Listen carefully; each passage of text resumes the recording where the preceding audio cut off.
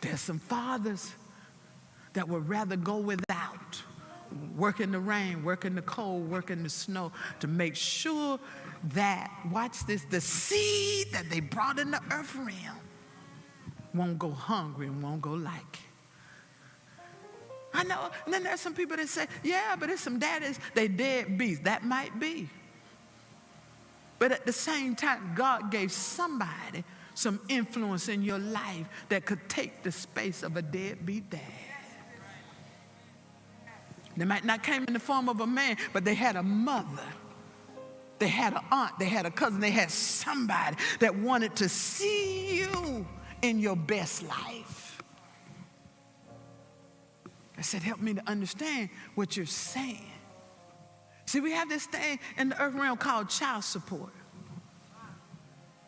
But there are many fathers who support their children, and the children never see a dime of the support. But I know a supporter that'll stick closer than a brother. I know a supporter that'll walk with you when you feel like you're all by yourself. I know a supporter that will call somebody that don't even know you to speak a word in your life that encourage you to go to the next place. So he says, like as a father pity, that means a father has compassion. A father can be felt with the infirmities of what you're dealing with.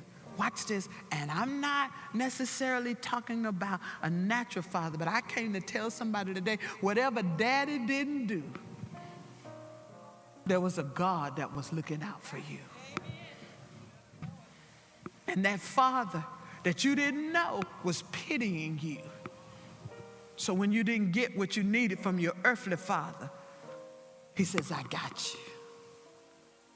So as the Father pitieth his children, so the Lord pitieth them that fear him. So are you saying to me, God, if I would just reverence you, if I would just acknowledge you, if I would just say that you are God, there's none greater than you, there's none before you, there will never be any that come after you, just reverence and acknowledge the fact that you're God, you'll pity me? That means that you go out of your way for somebody like me. And what God is saying to us is, I've already done it. The question becomes, can you accept it? Because the reason why some of us are messed up adults is that we never got over childhood hurts. The reason why some of us act the way that we act is not because you just want to act like that, but it's some stuff that you dealt with from your past that you're still holding on to. Some hurts, some pain, some unforgiveness. Some of us, although we are adults, because of what we did or did not get, many of us have tried to make it better for our children. And if the truth be told, sometimes we feel like they make us feel like what we are sacrifices is not even good enough. But at the end of the day, when you pitieth your children, it means even when they can't see what you're doing, you take pleasure in the fact, whether you realize it or not, mama's still praying. Daddy still got your back. And when we understand that the Father of the world made us and created us, and we're fearfully and wonderfully made, he causes us to understand the love that he has for us. But I conclude when I go back to Matthew chapter 6, verse 9 through 13.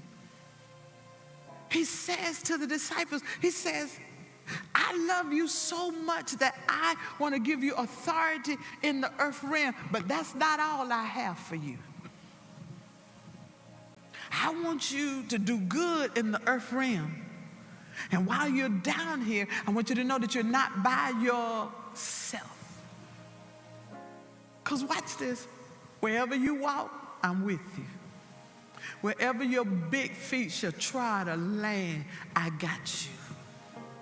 Whenever troubles and trials and tribulation come your way, I want you to know, as I've declared to Joshua, be strong and be courageous. Because this is the plan that I have for your life.